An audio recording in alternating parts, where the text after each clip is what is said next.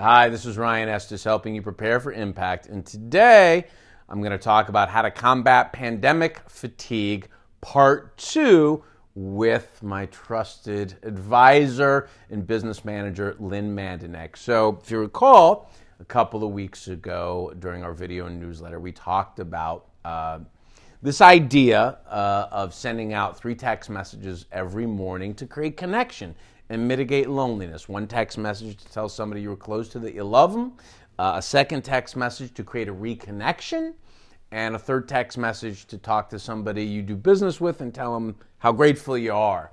And so Lynn and I have been at this now for 4 days, and we wanted to come together and just share and reflect on our experience. So Lynn, how has this little exercise been for you? You know, it's been so interesting. Over the course of the last year, I would say I've had a lot of relationships that have just gone kind of quiet, just out of the nature of the way we're working. We're not seeing people, we're not connecting with our friends, and we're connecting in a different way. So that was something that really came to light.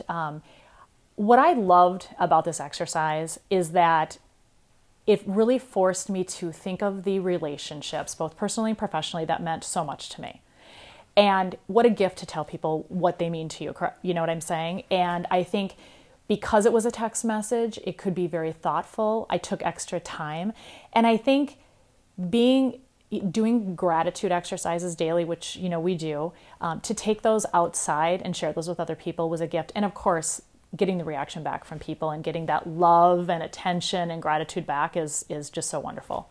Yeah, I had a similar experience. I think so often we get caught up in our own stuff or just the day-to-day busyness of work, that moment where you're not just communicating or making plans, but you're being intentional about your feelings really elevated, I think, the impact. And for me, I've reconnected with a couple of people that I unfortunately hadn't talked to in a long time. So I've got a Zoom scheduled. I've got a dinner scheduled on Tuesday.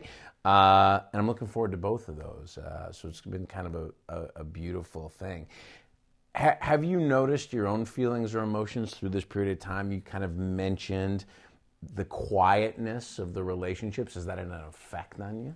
It has, and it has simply because, you know, I'm doing the right thing by not getting together with people. And I think we're busier than ever, I feel, just because of doing things so differently and having the kids home and things like that. And I think, you know, taking time for yourself, whether it be, you know, meditating or exercising or something, you do need to fill yourself up inside too. And I think friends and family and community and business associates are such a part of your life.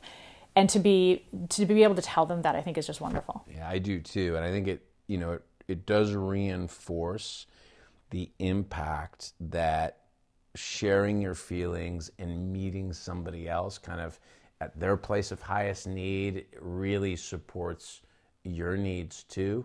And what a simple way to start our day for 60 seconds.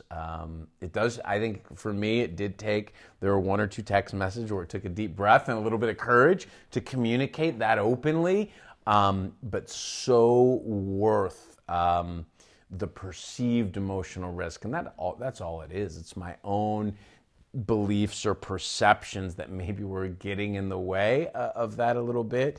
And I think it was a beautiful thing. So that's our experience. I hope yours was similar, whether it was or wasn't.